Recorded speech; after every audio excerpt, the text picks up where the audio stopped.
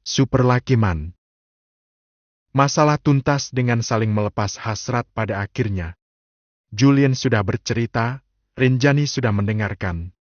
Semudah itu masalah terselesaikan. Walau Rinjani cukup jelas begitu tahu kalau Julian telah jatuh cinta pada Farhana sejak masih bocah, tapi Rinjani berusaha keras percaya kalau saat ini yang menjadi fokus Julian adalah dirinya, bukan Farhana lagi. Case closed. Ah! Dengan posisi yang baru lagi, suara desahan Rinjani makin nyaring terdengar. Suaranya yang serak-serak basah adalah nyanyian paling candu untuk Julian. Mas. Apa, sayang?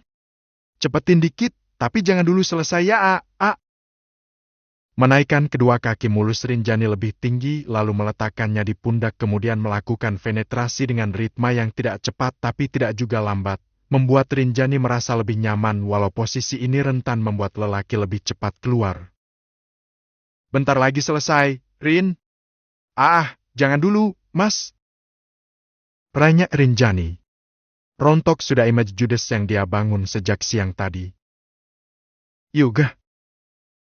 Geram Julian, hentakannya semakin cepat seperti yang Rinjani minta tapi itu membuat dirinya lebih cepat menggapai puncak. Aku dikit lagi, Mas. Ayo dong, lebih cepat, lebih cepat.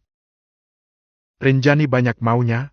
Demi Rinjani, Julian terus menghentak walau sebenarnya dirinya sudah keluar dan sudah lemas.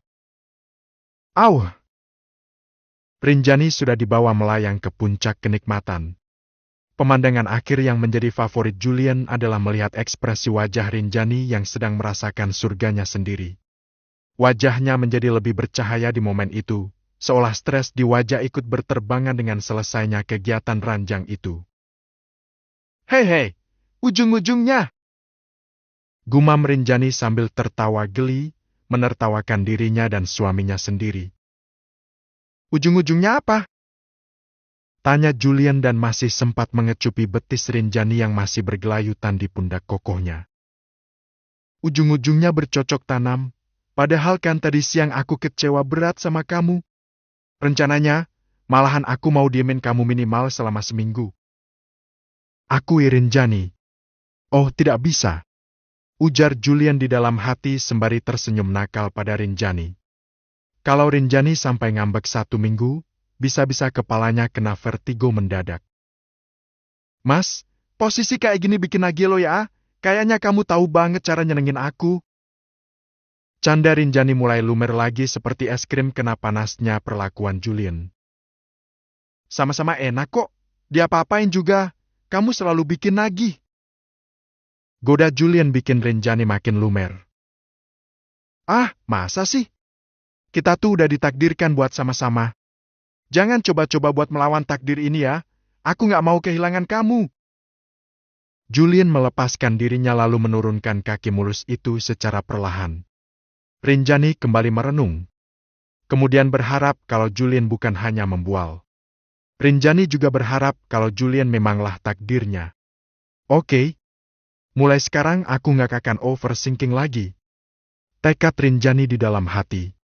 Tak cukup sampai di sana saja, Julian masih melakukan aktif servis terbaik untuk Rinjani. Julian meraih tisu yang ada di atas meja nakas selalu dengan penuh kelembutan. Julian menyeka dan mengeringkan harta berharga milik istrinya.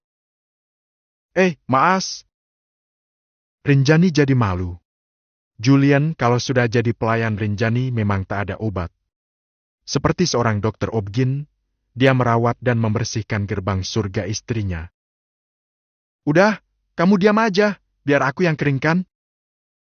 Kata Julian sambil mesam-mesem melihat penampakannya yang legit, penuh dan berwarna pink muda, benar-benar dambaan seluruh kaum Adam di dunia ini. Malu jangan sambil diperhatiin begitu. Malu? Malu kenapa, sayang? Kamu merawatnya dengan baik. Punya kamu ini benar-benar cantik presisi. Gak usah malu, udah diam aja, oke? Bagaimana Julian tidak terpana? Istrinya atas bawah sama cantiknya. Ya ampun! Tingkah kamu ini kalau udah berubah ke muda mesum emang gak ada obat ya, Mas? Udah! kata Rinjani lalu merapatkan kaki-kakinya sehingga Julian tak bisa melihatnya lagi. Julian menyerah lalu dia pun berbaring di samping Rinjani. Akan ada sedikit obrolan malam yang seperti biasa mereka lakukan jika selesai bercinta. Sebenarnya bagus sih, karena ada hikmahnya buat aku sekarang. Tapi masih heran aja, kenapa si Rama tega menduakan kamu? Apa dia nggak tahu kalau kamu seistimewa ini? Julian memulai topik. Rinjani ingat sesuatu, dia ingat kalau saat awal pacaran dulu, Rama sempat mengajak Rinjani untuk melakukan hubungan badan, tapi Rinjani menolak ajakan itu mentah-mentah. Sebenarnya, tapi Rinjani agak malu untuk bercerita. Tommy, cerita aja, aku mau dengar. Kata Julian lalu menatap dan menyimak pada Rinjani. Mas Rama pernah ngajak aku buat berhubungan intim. Aku masih ingat, waktu itu kami baru seminggu resmi jadian. Ungkap Rinjani. Dasar keparat. Baru seminggu jadian sudah minta ngamar. Julian sampai mengumpat di dalam hati. Tapi aku tolak. Aku bilang, aku nggak akan pernah melakukan hal gila itu di luar ikatan pernikahan. Siapapun yang meminangku, maka ialah yang akan mendapatkan semua yang ada pada diri aku ini. Lanjut Rinjani. Julian salut. Dan itu terbukti. Di antara gempuran kerasnya dunia, Rinjani masih menjadi salah satu perempuan teguh yang mempertahankan kesuciannya. Respect buat keteguhan kamu. Kata Julian sembari sesekali mengelus kening Rinjani kemudian mengecupinya. Aku nggak munafik, sometimes, aku berfantasi, tapi cuma sebatas itu. Aku nggak mau mengkhianati Bapak. Satu hal yang paling Bapak wanti-wantikan ke aku adalah ini, mahkota ini. Dan alhamdulillah, aku bisa mempertahankan sampai akhirnya kamulah yang memilikinya. Awalnya, Julian merasa tidak beruntung karena dijodohkan dengan Rinjani yang merupakan seorang janda walaupun dalam istilah kulu atau pembatalan pernikahan tidak ada istilah janda dan duda. Tapi gelar itu terlanjur disematkan oleh masyarakat luas karena Rinjani dan Rama sudah terlanjur melewati proses akad dan resepsi pernikahan.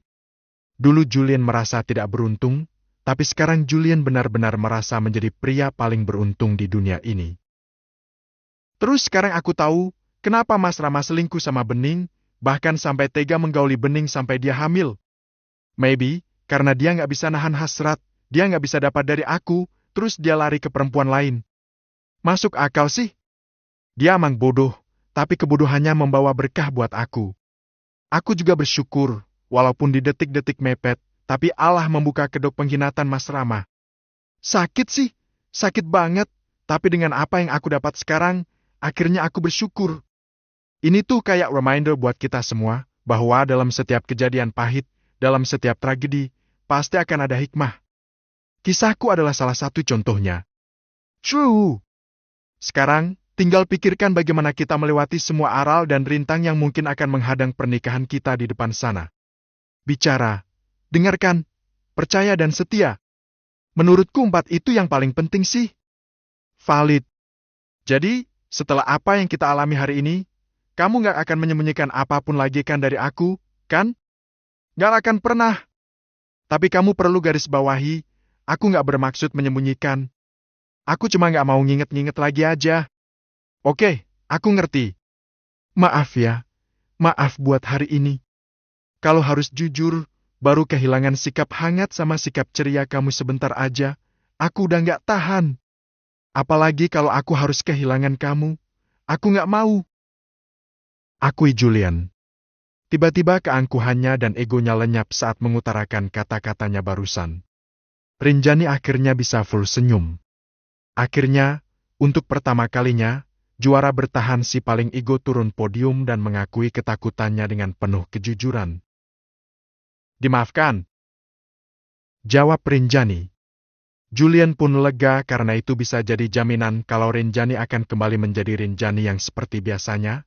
Tak akan ada lagi Rinjani yang dingin seperti es batu atau Rinjani yang kaku seperti kanebo kering. Karena hubungannya dengan Rinjani sudah baik-baik saja, Julian semakin on fire dalam permainannya dan melumat habis lawan terakhirnya di seri terakhir tur Jogja pekan ini.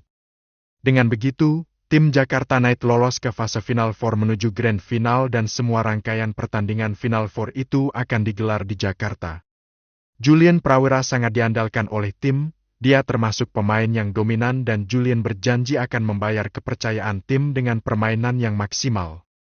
Beberapa hari kemudian, pusing sedikit, mual sedikit, Rinjani lawan agar tetap bisa menyiapkan sarapan untuk Julian. Beruntungnya, gejala morning sickness yang Rinjani alami memang fluktuatif. Kadang parah, kadang ringan-ringan saja.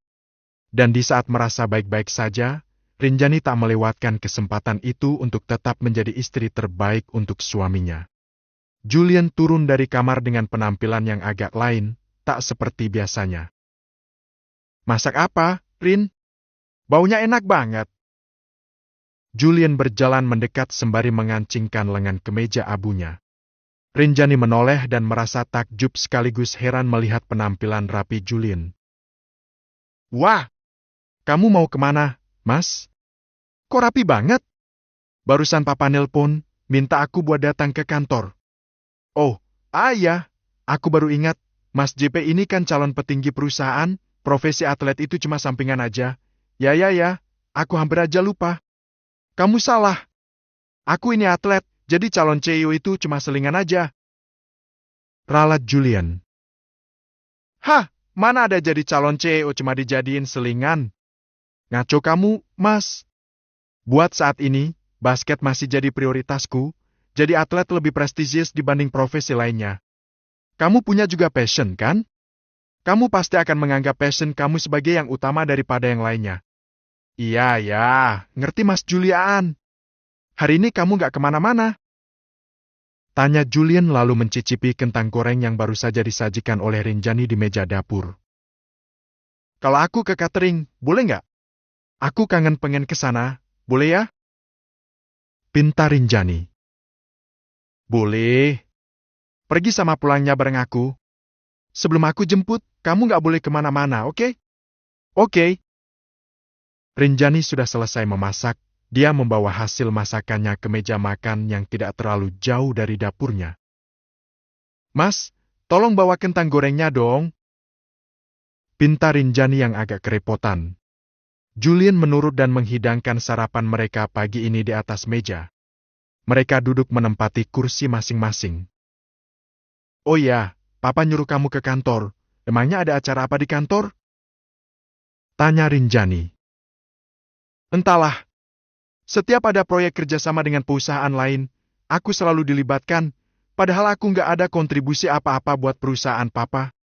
Itu karena tahta milik Papa adalah mutlak akan diturunkan ke kamu, Mas. Papa tuh sangat menghargai kamu. Walaupun kamu belum resmi menjabat, tapi Papa selalu melibatkan kamu. Semoga anak pertama kita laki-laki ya, biar Papa nggak pusing mikirin regenerasi perusahaan. Pastinya, Papa nggak mau jabatan penting di perusahaan jatuh ke tangan orang lain selain ke keturunannya. Semoga aja, insya Allah. Semoga Allah mengizinkan keinginan kamu. Kalau perempuan juga nggak apa-apa sih, next kita bisa produksi lagi. Iya kan?" Canda Julian. "Hah, yang ini aja belum brojol, kamu udah ngajak produksi lagi aja." Julian tersenyum. Memang paling mood kalau sudah bercanda dengan Rinjani. "Oh ya, kok kamu anteng banget ya? Dengar-dengar, orang lagi hamil muda itu suka banyak maunya. Mau hal-hal aneh yang agak di luar nalar. Kamu malah tenang-tenang aja. Bilang aja kalau kamu mau sesuatu ya. Jangan ditahan, jangan dipendam. Sejauh ini masih biasa-biasa aja.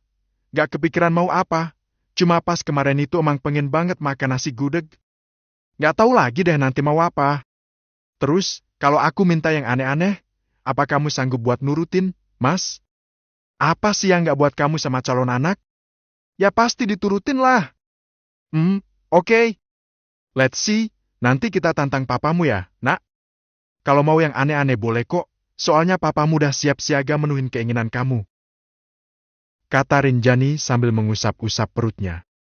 Julian malah senang, dia tak keberatan sama sekali. Setelah selesai dengan sarapannya. "Tunggu ya, aku mau ganti baju dulu, dandan tipis-tipis nggak lebih dari 10 menit kok." "Oke."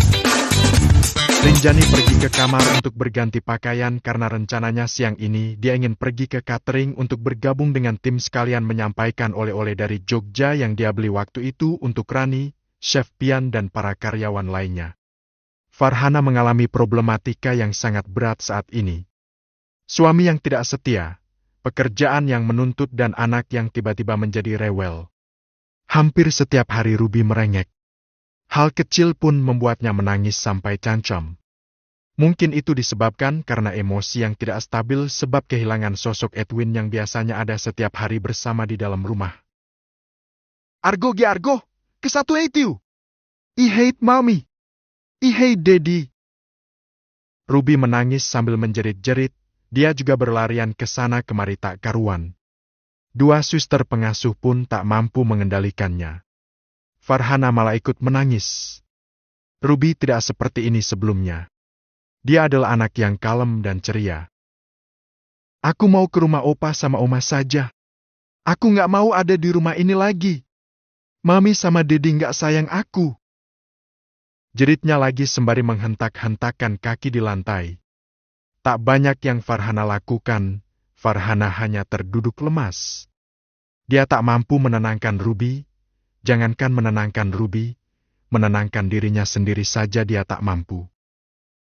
Ruby, sayang, kita main air lagi di halaman yuk. Kan Ruby senang banget main air di halaman. Bujuk salah satu pengasuh.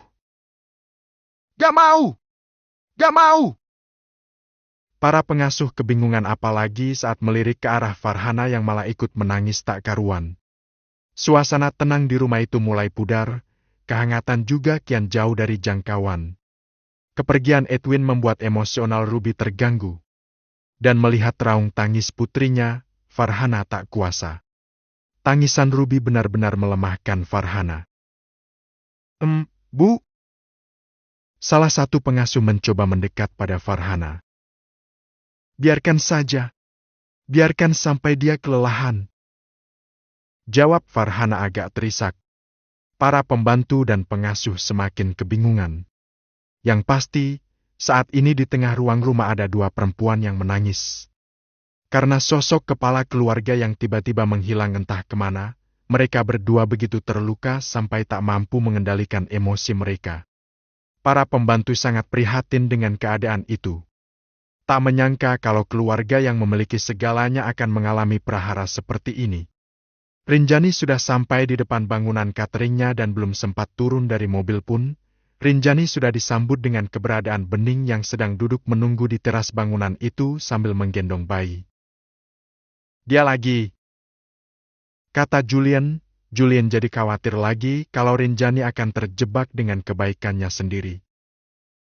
Kamu ke kantor aja ya, Mas? Aku takut kamu kenapa-napa lagi, tiba-tiba mantanmu muncul terus salah paham lagi. Aman kok, kan ada Rani. Ya, pasti papa udah nunggu kamu. Julian melihat jam yang melingkar di pergelangan tangan, ini memang sudah cukup siang. Pasti Rudy sudah menunggu sejak tadi. Hati-hati, kata Julian. Iya, Mas. Semangat ngantornya ya. Oke. Rinjani turun dari mobil dan setelah beberapa detik menunggu, akhirnya Julian memutuskan untuk pergi dari sana. Bening langsung bangkit dari duduknya untuk menyambut Rinjani. Mbak Rin, free and the unlimited. Enggak. Selalu dan selalu saja Rinjani merasa tak tega setiap kali melihat Bening, apalagi Bening datang membawa anaknya yang masih bayi. Tapi Rinjani ingat betul, bagaimana kebaikan dan pengorbanannya malah disalahartikan oleh keluarga Rama. Hal itu membuat Rinjani menjadi orang yang lebih waspada. Rinjani berjalan maju tapi agak melambat. Tidak tahu apa maksud kedatangan Bening dan juga tidak tahu bagaimana menghadapi Bening andai kata Bening kembali menangis bantuan padanya. Ngapain kamu di sini? Ning, kamu nggak kasihan bayi kamu kepanasan begitu? Tanya Rinjani dengan wajah yang dingin. Maaf, Mbak. Saya nunggu kedatangan Mbak Rinjani. Jawab Bening. Rinjani menatap ke arah bayi perempuan yang baru berusia sebulan itu. Betapa malang nasibnya berada di dalam situasi seperti ini, padahal bayi itu tidak berdosa sama sekali. Ada apa lagi? Mau minta maaf. Ucap Bening dengan suara pelan yang berat. Udah saya maafkan kok, dan semua uang yang kamu pinjam, udah saya bebaskan. Di antara kita nggak ada urusan apa-apa lagi. Rinjani begitu tegas, walaupun jujur saja, di dalam hati Rinjani masih merasa tidak tega. Bening terlihat begitu berat untuk melanjutkan perkataannya. Antara malu, segan dan menyesal menjadi satu di dalam hatinya. Saya udah keluar dari rumah Mas Rama. Saya sudah minta ditalak sama Mas Rama. Ungkap Bening tanpa berani mengangkat wajahnya. Bagus, menurut saya itu keputusan yang terbaik. Mending kamu fokus saja membesarkan anak ini. Sahut Rinjani. Iya, Mbak. Saya mau kembali ke rumah ibu. Itu juga keputusan yang bagus. Tapi anak saya gak mau menyusu ke saya, mungkin karena produksi ASI saya tidak ada, karena stres dan terlalu banyak pikiran, ASI saya terganggu. Rinjani hanya menyimak, menebak-nebak apa lagi yang akan Bening katakan, antara meminjam uang lagi atau mengemis pekerjaan lagi. Saya akan menitipkan anak saya ke ibu saya, dan saya harap masih ada kesempatan buat saya bekerja di sini, Mbak. Benar dugaan Rinjani. Emangnya kamu tega ninggalin anak kamu seharian? Lebih tega lagi kalau saya nggak bisa ngasih susu buat anak saya, Mbak. Wajah memelas Bening memang selalu berhasil melemahkan Rinjani. Dan matahari semakin naik, semakin terik, Rinjani melihat bayi itu menggeliat-geliat tidak nyaman dalam buayan Bening.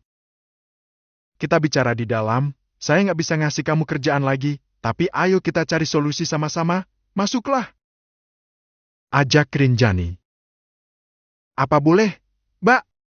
Di sini panas, saya nggak tega lihat anak kamu kepanasan.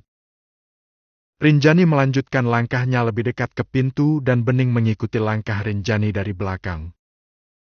Assalamualaikum, my team. Rinjani masuk dan mengucap salam. Waalaikumsalam my bestie my boss. Jawab Rani penuh semangat tapi ekspresinya berubah begitu melihat Bening yang mengikuti dari belakang Rinjani. Ngapain coba dia datang lagi ke sini? Pakai bawa-bawa baik pula. Mau nyari simpati kah?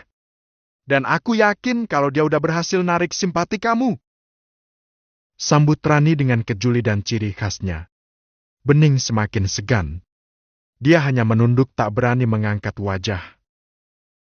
STT. Desis Rinjani lalu memberi pengertian dengan isyarat mata pada Rani. Ini berulang lagi dan lagi. Kamu harus peka lo, Rin. Siapa orang yang tulus dan siapa orang yang cuma mau manfaatin kebaikan kamu? Kau tegur Rani. Ran, please, yang jadi pertimbanganku bukan siapa-siapa kecuali anak bayi gak berdosa itu. Aku juga calon ibu. Aku akan segera punya anak. Aku tuh gak mau ada anak yang kesusahan. Itu aja kok. Tegas Rinjani pada sang besti. Ia ngerti Bunda Dari. Sahut Rani dengan nada candaan, dia agak mencebik karena masih kesal dengan sosok Bening. Duduklah, Ning. Saya mau bicara sama kamu. Kata Rinjani pada Bening, masih dengan sikap yang dingin. Baik, Mbak. Terima kasih. Bening duduk di kursi plastik yang ada di tengah ruang itu. Rinjani juga mengajak Rani untuk duduk bersama-sama. Rani juga duduk sekalian mengawasi kalau nanti Rinjani terjebak lagi dengan wajah memelas Bening. Dengar ya, Ning. Saya nggak bisa menerima kamu lagi sebagai karyawan di sini. Maaf banget. Karena saya ngerasa kalau anak kamu nggak bisa ditinggal-tinggal. Rinjani menegaskan keputusannya tanpa ina-inu lagi. Bening pasrah, dan dia sebenarnya kecewa. Iya, nggak apa-apa Mbak. Kamu mau kembali ke kampung ibu kamu kan? Iya, Mbak. Saya akan kembali ke sana. Kamu bisa jualan sesuatu di sana. Semacam warung-warungan kecil, atau jajanan, atau apapun itu, yang bisa bantu kamu nyambung-nyambung susu anak kamu. Rinjani mengusulkan. Kan? Apa aku bilang? Kamu emang bunda dari di dunia nyata. Udah direpotin berkali-kali masih aja ngasih saran bijak secara sukarela. Gumam Rani kembali julid, Rinjani hanya melirik lalu agak melotot. Ampun, Bunda Dari. Rinjani abaikan Rani yang terus bercanda. Rinjani memiliki rezeki yang mengalir bagai air. Rinjani tidak kesulitan masalah finansial apalagi sejak menikah dengan Julien. Barangkali, di dalam rezekinya itu ada bagian anaknya Bening, itulah pikiran Rinjani saat ini. Gimana, Ning? Kamu bisa kan kalau bikin warung kecil-kecilan di teras rumah, jualan jajanan anak-anak gitu?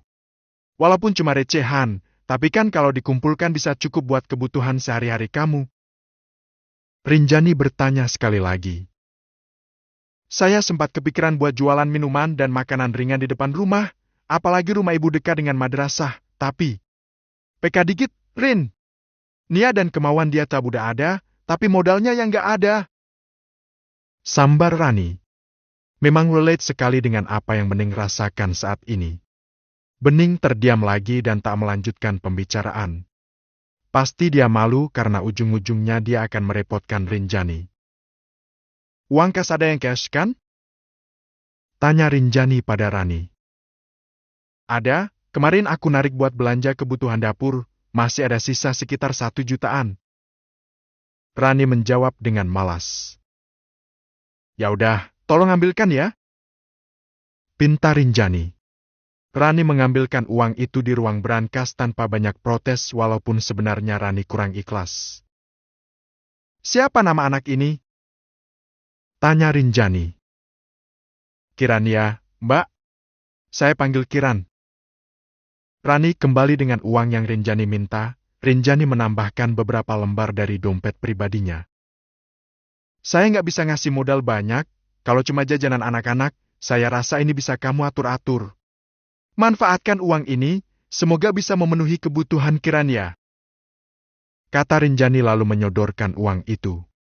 Dan tentu saja, seperti sebelumnya, Bening hanya bisa menangis haru. Rasa malu sudah tak terhitung banyaknya.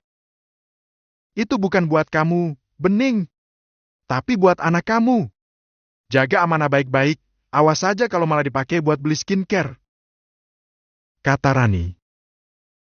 Kalau minta kerjaan, saya nggak bisa terima kerja kamu lagi di sini. Saya nggak mau ada urusan lagi sama Mas Rama dan keluarganya. Nanti mereka berpikir yang nggak kalau kamu kerja di sini. Saya benar-benar udah nggak ada apa-apa lagi sama mereka, Mbak. Saya udah minta ditalak, Mas Rama juga udah menjatuhkan talak. Saya nggak akan pernah mau kembali ke rumah itu untuk alasan apapun.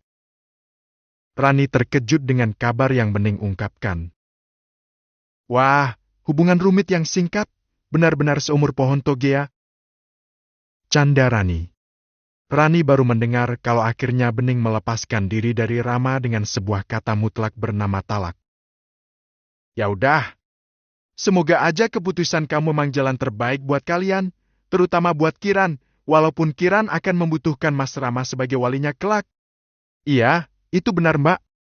Kamu mau pulang naik apa? Bis, Mbak. Berarti dari sini mau ke terminal? Iya, Mbak. Wan, pesenin taksi dong, kasihan bayinya kepanasan kalau harus naik angkot. Pinta Rinjani pada Rani. Apa? Ya udahlah. Biar nggak nanggung baiknya.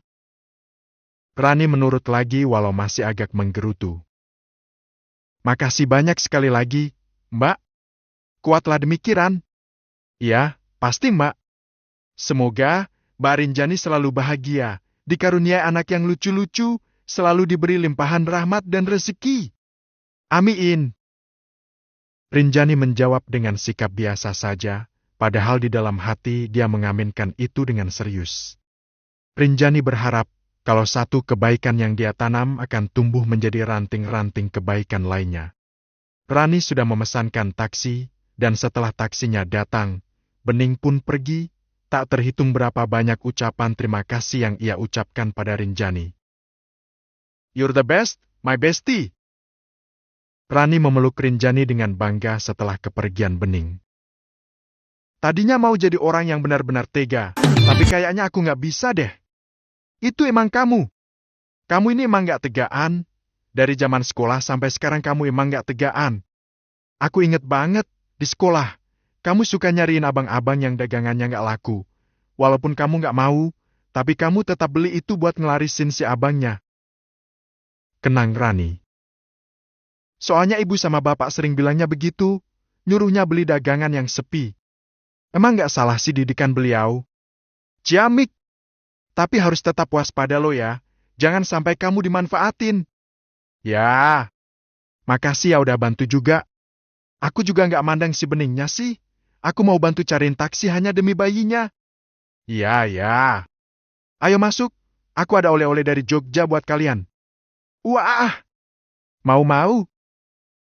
Rani merangkul Rinjani dan mengajak untuk masuk lagi untuk unboxing oleh-oleh yang Rinjani bawakan untuk Rani dan karyawan lain. Julian berdiri bersama Rudy dan beberapa orang penting lainnya mengelilingi sebuah maket atau miniatur tata gedung apartemen baru yang akan segera menjadi proyek terbaru perusahaan sang papa. Seseorang sedang mempresentasikan setiap detail dari maket itu untuk menarik minat para taipan untuk berinvestasi. Julian terlihat malas dan tidak antusias. Jiwanya belum sampai pada urusan berbisnis, Julian masih asyik dengan profesinya saat ini. Setelah pertemuan penting itu selesai, Julian langsung pergi ke ruangan Rudy dan duduk santai di sofa nyaman yang ada di sudut ruang kerja papanya itu. Gimana kabar, Rin? Apa dia mengalami morning sickness yang parah? Tanya Rudy yang duduk di meja kerjanya. Sejauh ini masih normal, gak ada yang aneh-aneh. Jawab Julian, kecuali jadi lebih sensitif dan lebih ambekan. Lanjutnya di dalam hati. Jangan buat dia sedih, jangan buat dia kecewa. Kamu harus lebih peka, tidak diminta pun, kamu harus tetap mencurahkan perhatian kamu buat dia. Nasihati Rudy. Julian mendengarkannya baik-baik walaupun kelihatan acuh tak acuh. Jaga calon cucu papa baik-baik. Calon cucu papa itu adalah calon anakku, udah pasti aku akan menjaganya dengan sebaik-baiknya. Tegas Julian. Rudy percaya. Rudy tersenyum lega melihat perkembangan hubungan di antara Julian dan Rinjani semakin hari semakin membaik. Oh iya, Papa jadi ingat sesuatu. Papa merasa kalau ini penting untuk kita bahas walaupun Papa nggak tahu ini berpengaruh untukmu atau tidak berpengaruh sama sekali. Rudy membangun topik obrolan yang lain. Soal apa? Kemarin Papa ketemu sama Pak Hariman. Kamu tahu kan Pak Hariman? Mendengar nama itu, Julian terlihat malas.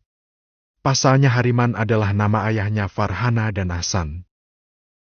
Kami bertemu bukan dalam rangka bisnis, Papa nggak tahu kenapa tiba-tiba dia curhat soal rumah tangga Farhana. Julian diam tapi dia tetap mendengarkan. Pasti ada hubungannya dengan affair yang Edwin lakukan. Dia bilang, Farhana sudah menggugat cerai pada suaminya. Pasti itu berat sekali, apalagi anak sulungnya sudah lebih dulu gagal dalam rumah tangga. Walaupun bukan yang mengalami, tapi orang tua manapun pasti akan sangat terluka saat pernikahan anaknya hancur. Lanjut Rudy. Julian. Panggil Rudy, Julian hanya menukas dengan tatapan mata saja. Jelas terlihat kalau pembahasan Rudy barusan sangat membuat tidak nyaman. Mungkin ini hanya ketakutan Papa saja. Tapi, Papa harap kamu nggak terpengaruh dengan ini. Ya, mungkin saja, karena terdorong hawa nafsu, tiba-tiba Farhana datang padamu untuk curhat dan berkeluh kesah. Tolong ya, batasi dirimu. Sekarang kamu sudah menikahi Rinjani, fokuslah pada Rinjani. Jangan tengok kanan kiri lagi, apalagi sampai noleh ke belakang lagi. Rudy meneruskan nasihatnya. Iya, Pah. Papa serius, bukannya sok tahu, tapi seingat Papa, Farhana itu adalah perempuan yang menjalani hubungan dengan kamu selama bertahun-tahun. Seingat Papa juga, gak ada perempuan lain yang dekat denganmu selain dia. Ya, Papa takut aja kalau perasaanmu masih mendalam pada dia. Tapi ini cuma ketakutan Papa saja. Papa sih yakin, sekarang yang terpenting buatmu adalah Rinjani. Iya kan? Rudy juga mengungkapkan ketakutannya. Ya, Rinjani yang terpenting di hidupku sekarang. Tegas Julian. Senyum Rudy semakin mengembang. Walaupun rasa takutnya masih mengusik. Rudy sangat takut putranya terpengaruh dengan prahara yang sedang dialami oleh Farhana dan Edwin. Sedikit banyak, Rudy tahu kalau Julian pernah mencintai Farhana dengan sepenuh hatinya. Julian tidak menanggapi lagi. Julian memang tidak ingin membahas soal Farhana lagi. Sepulang dari kantor, Julian langsung meluncur ke catering Renjani untuk menjemput pulang.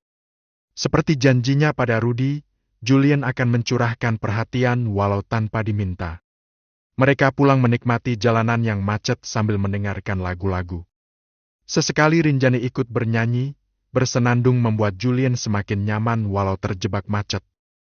Di dunia tipu-tipu kamu tempat aku bertumpu, baik jahat abu-abu tapi warnamu putih untukku. Hanya kamu yang mengerti, gelombang kepala ini. Bagian nada yang sulit, Renjani tidak melanjutkan karena sadar kalau suaranya seringkali fals. Terusin dong! Suara kamu merdu banget. Pinta Julian, membuat Renjani jadi malu. Kamu denger mas? Padahal aku pakai frekuensi suara terendah loh, jadi malu. Yang aku lihat di sini cuma kamu, dan yang aku dengar juga cuma suara kamu. Gak peduli dengan kemacetan dan suara klakson yang bersautan. Jawab Julian, kata-katanya manis sekali menambah imun untuk si ibu hamil. Anjir, mas. Sweet banget. Harusnya aku rekam kamu barusan terus aku pamerin di Instastory aku. Gak usah lah. Kebersamaan ini, cukup kita aja yang nikmatin. Gak selalu harus semua orang tahu kan? Iya juga ya, ini quality time kita. Biar kita saja yang nikmati. Renjani senang sekali. Walaupun tak selalu bisa pamer kemesraan dengan Julian, tapi benar kata Julian, segala sesuatu tak selalu harus diketahui oleh dunia. Cukup mereka saja yang menikmati. Lagunya sudah berganti, suara tabuhan dan petikan gitar dimulai, Renjani tahu lagu itu. Tak terasa gelap pun jatuh, di ujung malam menuju pagi yang dingin, hanya ada sedikit bintang malam ini. Mungkin karena kau sedang cantik-cantiknya. Renjani anggap lagu milik band indie Payung Teduh itu sedang dinyanyikan oleh Julian. Suasana di dalam mobil sekalipun menjadi momen yang sangat romantis kalau hati dan pikiran mereka sedang ada di dalam ketenangan. Kamu gak mau beli sesuatu? Tanya Julian. Pengen rujak yang suka ada di tempat hajatan deh, kayaknya sih ga. Pikir Renjani. Rujak di tempat hajatan? Kamu ini, yang bisa dibeli aja, jangan yang aneh-aneh begitu, Rin. Katanya waktu itu kamu siap siaga kalau aku sama Debayi mau sesuatu? Kok sekarang malah minta keringanan? Ya kalau sore-sore begini, nyarinya kemana, sayang? Lagian kalau rujak begitu biasanya cuma ada pas hajatan aja. Itu pun udah jarang kalau sekarang, udah ganti menu yang lain yang lebih modern. Iya sih. Ya udah deh nggak usah. Besok aku minta dibikinin sama Chef Pian aja. Jangan marah, coba ganti yang lain. Kalian mau apa? Mau disayang-sayang? Jawab Renjani sambil bercanda. Kalau itu nggak usah diminta. Free, unlimited buat kalian berdua. Jawab Julian sembari menggelitiki perut Renjani sehingga Renjani tambah nervous dibuatnya. Tapi limited buat orang lain, ya kan? Iyalah. Gak ada buat orang lain, cuma buat kalian aja. Oke, noted. Aku akan selalu ingat kata-kata kamu ini. Semuanya udah terekam di dalam kepalaku, Mas. Kalau suatu hari nanti kamu berubah, kamu harus ingat ini semua. Aku gak akan berubah. Aku janji. Renjani tetap melirik ke sisi kanannya dan memperhatikan Julian dengan seksama. Pria sempurna itu telah berjanji dan begitu meyakinkan. Tolong jangan ingkari itu, Mas. Jangan tarik lagi kata-kata kamu ini ya. Aku mau selamanya sama kamu, membesarkan anak-anak kita bersama-sama. Renjani berharap di dalam hati. Tanpa terasa kemacetan pun sudah mulai terurai dan mereka pulang ke rumah dengan sekantong cemilan yang sebelumnya dibeli oleh Renjani untuk menemani malam santai mereka. Setelah 1 minggu lamanya, akhirnya Edwin pulang ke rumah. Pulang di saat malam semakin larut di saat Ruby sudah tertidur. Mungkin dia sengaja pulang larut begitu agar tidak langsung disambut dengan sederet pertanyaan dari putri kecilnya. Pak Edwin? Art yang membukakan pintu sampai terkaget begitu tahu kalau yang pulang adalah Edwin. "Ruby udah tidur?" tanya Edwin. "Sudah, Pak." Edwin meneruskan langkahnya. Dia berjalan melewati anak tangga yang panjang itu menuju ke kamar Ruby. Kamar Ruby adalah tujuan pertamanya. Dengan sangat hati-hati, Edwin membukakan pintu lalu menyalakan lampu. Sejenak dia menahan diri di ambang pintu, menyaksikan putri kecilnya tertidur dengan wajah bengkak-bengkak karena tiada hari tanpa menangis dan merengek. Edwin pun merasa sangat berdosa. Dia berjalan lebih dekat dan akhirnya sampai di ranjang Ruby. Edwin duduk di lantai menghadap tepat ke arah Ruby yang meringkuk kedinginan. Edwin menatap wajah putri kesayangannya itu lalu membelai kepalanya dengan sangat lembut. "Maafkan Dedi, sayang." Gumam Edwin penuh sesal. Hanya menggumam pelan sehingga tak mengusik tidur Ruby. "Dedi nggak akan pernah meninggalkan kamu. Tunggu saja, Dedi akan membawa kamu dan memberikan kenyamanan yang baru buat kamu. Dedi janji." Ucapnya penuh perasaan lalu mengecup kepalanya penuh kasih. Ruby tetap terjaga dan dia malah tersenyum dalam tidurnya. Mungkin kecupan Edwin terasa begitu nyata di dalam mimpinya. Senyuman Ruby malah membuat Edwin merasa sakit. Dia begitu takut kalau senyuman seperti itu akan pudar andai nanti Ruby mengerti kalau Dedi dan maminya harus berpisah. "I love you," bisik Edwin lalu mengecup kening Ruby sekali lagi. Edwin menaikkan selimutnya untuk membuat Ruby semakin nyaman. Setelah puas menatap Ruby, Edwin putuskan untuk beranjak dan menemui Farhana. Edwin pergi tak lupa mematikan lagi lampu kamar Ruby. Hanya berjalan beberapa langkah, dia sampai di kamar utama. Tanpa mengetuk, Edwin masuk dan menemukan Farhana masih bangun terduduk di ujung ranjang seolah Farhana tahu dengan kedatangan Edwin. Wajah Farhana tak kalah sendu bercampur dengan kemarahan dan kekecewaan. Farhana menyambut kedatangan Edwin dengan sorot mata yang membuat Edwin semakin tidak nyaman dalam pernikahan mereka. 7 hari. Puas. Puas berpetualang dengan lontemu itu? Puas sekali. Dia tidak pernah memajang wajah seperti ini di depanku. Dia mencintai aku dengan sepenuh hatinya. Sahut Edwin. Beda dengan pada saat menatap Ruby, Edwin sama sekali tak merasa menyesal saat berhadapan dengan Farhana. Dia mencintai uangmu. I don't care.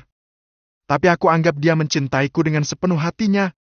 Melayani aku dengan sangat baik. Memuaskan aku tanpa celah sedikit pun. Dan kamu bangga dengan perbuatan zinamu itu? Maaf ya, kami nggak berzina. Aku sudah menikahi dia secara siri. Namanya Mawar. Untuk kali ini, aku nggak mau cuma main 1 atau 2 kali saja. Aku nyaman dengan dia. Jadi aku nikahi dia. Agar dia bisa lebih leluasa bersikap seperti istri seperti yang seharusnya. Retakan di hati Farhana semakin meluas.